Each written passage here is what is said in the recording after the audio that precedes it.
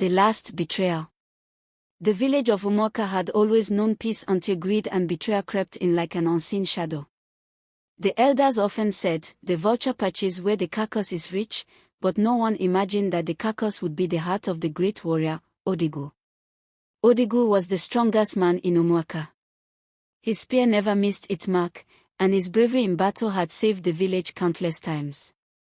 But his greatest loyalty lay with his childhood friend, Obinna. They had grown up together, hunted together, and fought side by side against enemy clans. Obinna was not as skilled in battle, but he was cunning, too cunning. One fateful evening, the Igwe king summoned Odigu and Obinna to the palace. The neighboring village, Umedike, had declared war on Umuoka over a disputed piece of land rich in palm oil and kola nuts. The Igwe, a wise but aging man, placed his trust in Odigu to lead the warriors to victory. He promised that whoever brought back the head of the enemy's warlord would be rewarded with the chieftaincy title and the hand of his beautiful daughter, Adis. That night, Obinna could not sleep.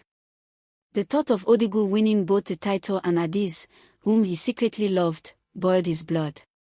Why must Odigu always take everything? He thought. That was when the idea came to him, the perfect betrayal. At dawn, the warriors marched into battle. Odigu fought like a lion, his spear striking down enemies with ease. The Umedike warriors, seeing his might, began to retreat.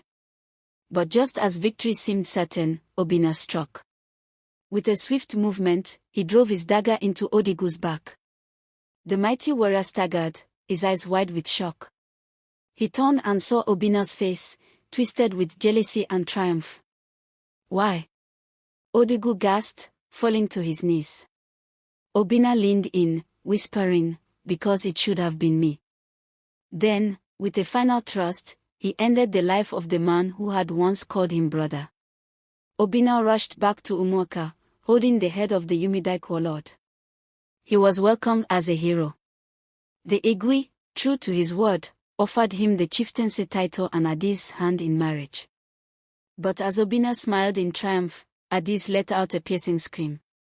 She had spotted something, Odigu's blood-stained necklace hanging from Obinna's belt. The crowd murmured. The warriors who had returned with Obinna exchanged knowing glances. Then, an elder stepped forward. Tell us, Obinna, how did you return unscathed while Odigu, our mightiest warrior, fell? Obinna stammered.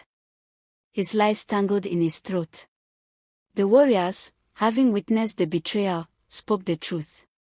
Fury swept through the crowd. The Igwe's face darkened with rage. You have spilled the blood of your brother for greed, he declared. For this, you shall suffer the fate of a traitor. That night, under the full moon, Obinna met his end, cast out into the evil forest, never to be remembered. And so, the last betrayal became the most cursed tale in Umuoka's history.